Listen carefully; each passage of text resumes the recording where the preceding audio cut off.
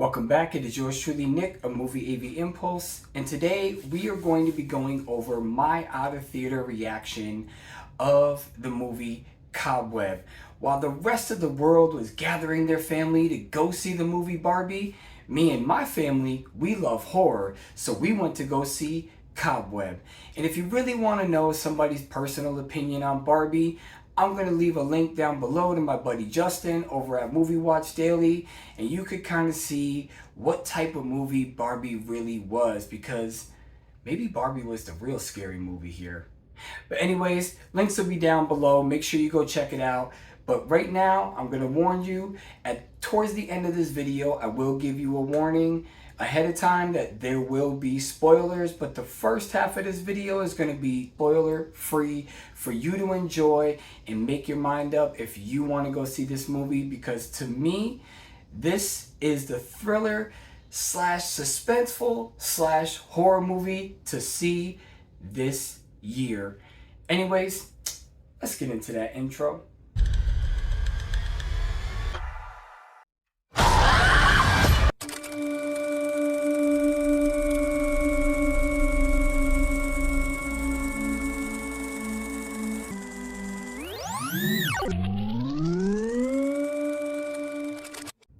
So in the beginning of this movie, Cobweb, we are introduced to our first character, Peter, who is the little boy. He's around 8 years old, and this movie takes place a week before Halloween. So you get that nice feeling of, it being October. You see Peter getting on the bus to go to school. A bunch of kids trip him on the school bus, and they literally say there's much more to come at recess. So you already get this feeling that Peter is being bullied and harassed and he's being picked on. So here's the one cliche about the movie. We are all met, these kids are like going wild because their teacher is not present yet. The principal walks in, tells all the students to calm down. You see the substitute teacher come in, and of course, that's the one cliche of the movie, is that there's a substitute, so that way you can really kind of engage the relationship that Peter and the substitute are going to have. So the substitute notices that when it's time for recess, and this little kid, Brian was his name, he's the one that's bullying Peter really bad. Teacher turns around and she's startled by the fact that Peter's still sitting there, which that was another kind of cliche about the movie. Like, you couldn't see him. Like, you're supposed to watch all the kids go off for recess. But anyways, so the substitute teacher is just kind of like, her name is Miss Divine.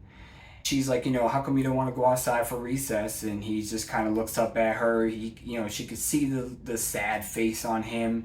And she's like, okay, you can hang out in here and just start hanging decorations.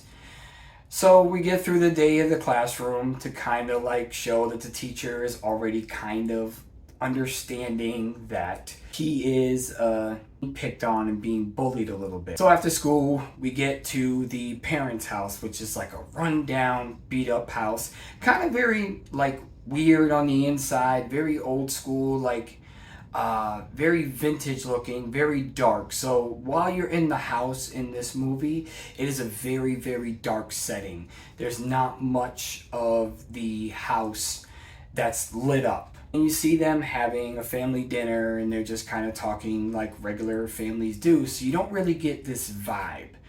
So later on that night, when he goes to bed, Peter hears a knock at the wall.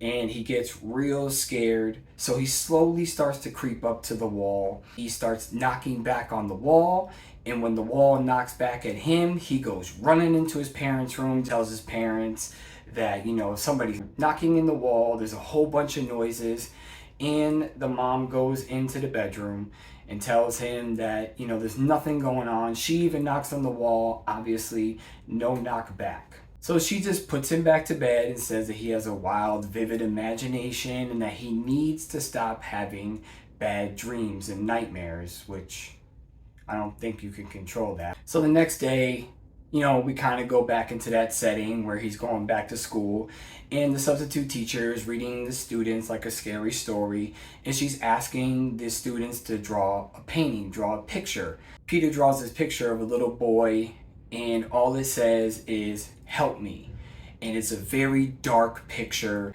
So at this point, the teacher becomes concerned and ends up like going to the parents' house. Mom doesn't like that too much. So once the mom sees the picture, the teacher's trying to explain, like, I'm a little concerned. Is he okay? And the mom kind of is like, yeah, he's fine. Like, why wouldn't he be fine? The mom just like slams the door into the teacher's face, like no concern, goes straight upstairs to Peter's room, opens up the picture and was like, why would you draw this in school? I got the teacher coming here, like what's going on? So he said he was just doing it because she had asked, for them to draw a picture. So he's making excuses so that he doesn't get in trouble. So the mother doesn't tell the father at first. So after the mom keeps the picture folded up and keeps it a secret from the dad, that night, Peter asked, hey, what can I go as, get a costume for Halloween as Halloween is coming up? The father sits down and tells him a story about how a couple of years back, a little girl ended up going trick-or-treating and then she went missing. She never came home. So therefore, them being the concerned parents, they keep Peter inside and won't allow him to go trick-or-treating because they don't want anything to happen to him.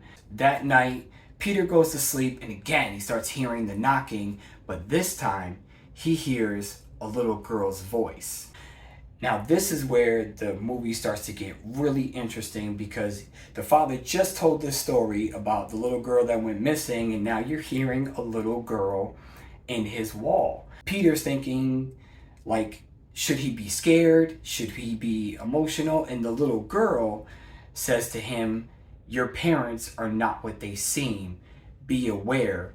And then because she says that, he goes running out of the room, goes into his parents' room again. The dad goes in this time, knocks on the wall, tells him that there's probably rats or something like that. Ends up putting him back to bed and telling him to go back to sleep. So the next day, the father goes and picks up some rat poisoning and he's dropping the pellets and he's showing the son that it's just simply rats, that there's nothing to be concerned about.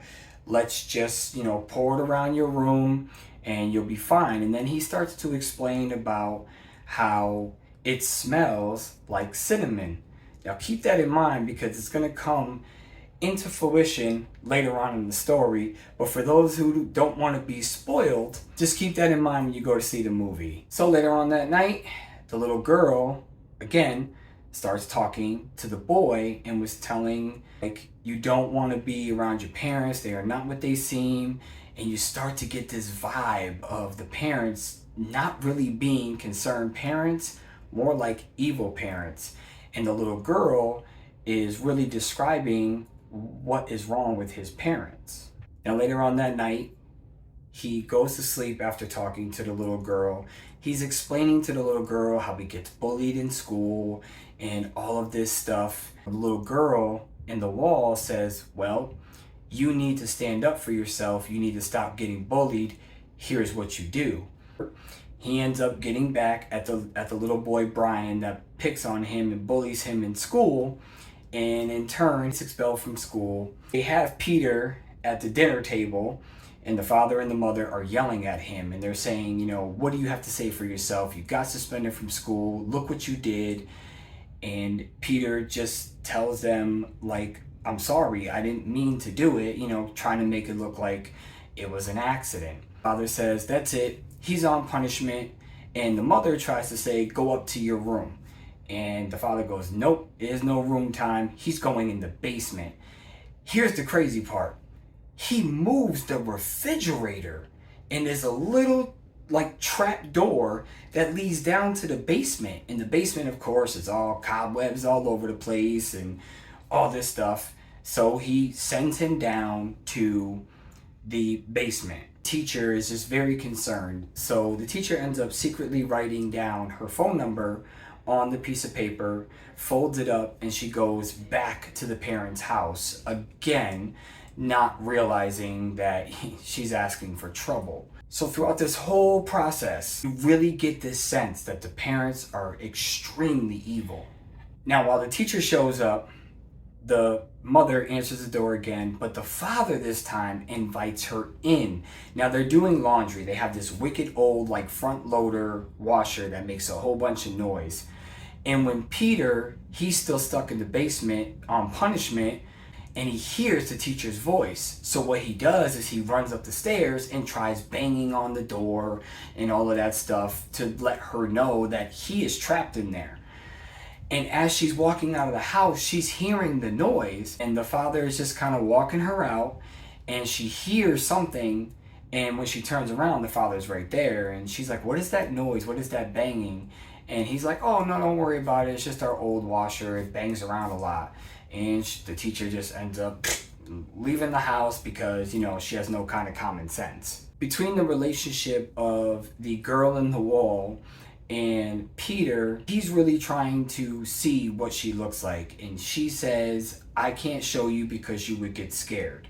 She ends up telling him that there's a little hole in the wall, and if he really wants to see her, all he has to do is lift up the wallpaper, and there's a little hole, and he can see through it, and, she would be right there if he promises not to scream and get scared, so that it wakes up the parents. So when he peeks into the hole, all you see is her eye and then like some blackness around it. And what ends up happening is he gets a little startled, but he's like, "You know what? I kind of seen a little bit of what you look like. I'm not really that scared anymore. I'm gonna go to sleep."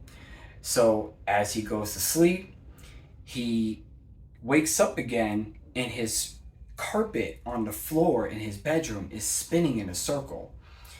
And as he looks over, he sees his dad in the corner, and his dad's eyes are like flickering like crazy. And then you see the mom is in the hallway. The hallway goes pitch black, and then the mother comes rushing into the room like as if she's ready to kill him. And then he wakes up out of his sleep, and it ends up to be just another bad dream. All of a sudden it cuts to the scene where you see the mom walking behind this clock that was in the parents' bedroom, but you don't actually see anything. So from there, Peter starts to wonder who his parents really are, because he's like trying to spy on them because now he's home. All sorts of mayhem starts breaking out once the little girl actually reveals herself. Now, this is where I'm going to stop with the spoiler free. If you have any interest, I highly suggest you go see this movie. And if you are done and you don't want to know any of the spoilers, I will see you on Wednesday, where I will be doing another top 5 on my funniest moments in Spaceballs. But if you are here to listen to the spoilers and you're still interested, because this movie's still worth every single watch that you're going to give it, here it goes. Don't say I didn't warn you, and I'm going to slap a warning right here. Spoilers are coming. Alright, let's get down to the nitty gritty. Now I can tell you all of the crazy shit that goes on in this movie. First of all, when I said that Peter, the little girl's telling Peter, "No more getting bullied, you need to do something about the bully," he ends up pushing him down the school stairs, and the kid ends up breaking his leg. And they show, they don't show the actual kid falling, but when you cut down, they do a cut scene where you see Brian, the kid, is down at the end and he's screaming. His bone is poked through his skin. So that's what got him expelled from school. Now, the little girl that he is hearing in the wall is actually not the little girl that went missing on Halloween night a couple of years back. He finds out it ends up to be his older sister. She is deformed, but she is deformed in a manner of like a spider. So the whole time she is basically always on all fours. And she's like doing this whole like walking on her 4 legs and like attacking. So what ends up happening is Peter ends up killing his parents. He dumps rat poisoning into their pumpkin soup that they have every single Halloween, and he's not eating it. And the parents aren't noticing that he's not eating the soup. So the father starts to like taste the soup, and he's like, "Hey, hon, did you do something different to the soup?" And she's like, no, I just did all my regular stuff. Why? And he goes, it tastes like a little different. Still good, but it's just tastes a little bit different. Dad was like, it kind of has like a cinnamon flavor to it. And after he says that, he looks at Peter and realizes that Peter's not eating the soup. And it dawns on him that he told Peter that the rat poisoning smells like cinnamon to attract the rats, and the rats will eat it, run off, and then end up, dying a couple minutes later. So at the dinner table, he ends up getting up and saying, oh my God, Peter, what have you done? And the mom is still eating the soup, like, what's going on? I don't know what's going on. And as he goes to lunge at Peter to find out what's going on, he just starts throwing up like all over the place, black shit. So all his insides are like melted, and he ends up projecting all over the table. And then the mom is like, oh my God, what have you done? And the mom ends up like chasing him. She grabs a knife and just starts running after him. She went to go stab him while he's running up the stairs. He snatches her keys because they kept his sister locked away behind the grandfather clock that I was telling you about in their room. And as he opens the door to let the sister out, thinking that she's a little girl, she ends up to be, like I said, this whole like spider looking shit. Like it's crazy. So meanwhile, after all that, the brothers and friends of the little boy that he broke the leg end up going to his house on Halloween because they went in there with baseball bats and crowbars. They were going to get revenge for Peter breaking his brother's leg. So when they go in there, they don't realize that they're not alone, and they're looking for Peter, and they just start destroying the house. Like they're just fucking everything up in this house. Just bang, bang, boom, boom. All of a sudden you just start hearing all this shit. Like this girl is like a spider, like for real. She is all over the walls, all over the ceiling. She jumps out and eats them. She starts going after all them. And what ends up happening is after that, the teacher comes back because the Peter called the teacher for help. So the teacher ends up coming back and ends up going in and trying to save Peter. And she doesn't know about the sister who is running around like a goddamn spider trying to kill Peter now, because while Peter was growing up, she was suffering in the basement at first because they built like a special cage for her in the basement, and then they put her up in the attic. Well, she was using like all the walls and everything, all the cracks in the house to move around, kind of like that movie The Boy. So she was using all that to move around, and she taught herself how to like climb, how to do all this stuff. And it turns out that she's the one that ate the little girl that night that went missing. So while this whole time you're thinking the parents are like weird and they're the killers, because that's what the movie has you believe, it's not. It's actually that their daughter that they were protecting Peter and the rest of the world from, because she ate that little girl, and they had to hide the body and cover it all up. And her face is like real deformed, kind of like a dark horror type of Venom face. It's really cool. At the end, the teacher ends up locking the sister into the basement because they lower her to the basement and ends up dropping her. They end up locking the cage, and she tries to like climb out of it, but she can't. So she tells Peter, no matter where you go, no matter where you think you can hide, this cage can't hold me. That's why they had to bring me into the attic, because it couldn't hold me, and I will forever leave, I will forever be with you. You are my brother, I am your sister, and I can feel your presence. So no matter where you go, I'm gonna be there. And the craziest part about the entire thing is that it leaves it open for a part 2. Now, if they keep this going, this can potentially turn into a really awesome franchise. So I'm hoping that they do come out with a part two. I really feel like because it came out at the same time as Barbie, it's really going to be overshadowed because of that. But I'm telling you, this is such a good suspenseful horror movie, and it's a very slow burn. So when you go to watch it, or if you're gonna wait for it to come out on physical, now that I just spoiled it all for you, it is still worth a watch. I definitely give this a 8 out of 10 stars because it just keeps you guessing the entire time. You don't know if the parents are bad, if that little girl is really like a spirit, or if she's really there. It's just a wild ride, and it is just such a great movie, and it has so much character development that you actually feel for Peter. So when the parents die, you don't feel much because this whole time they had you believe that the parents were just like the killers, and they are not. The sister was.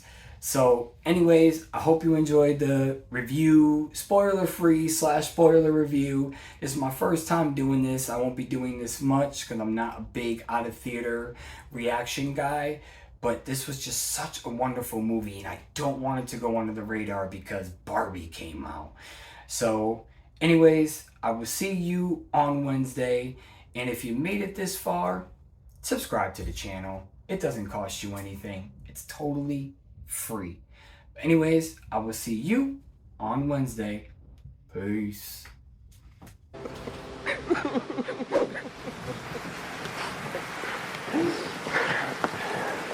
Thank you. You love me. You really love me.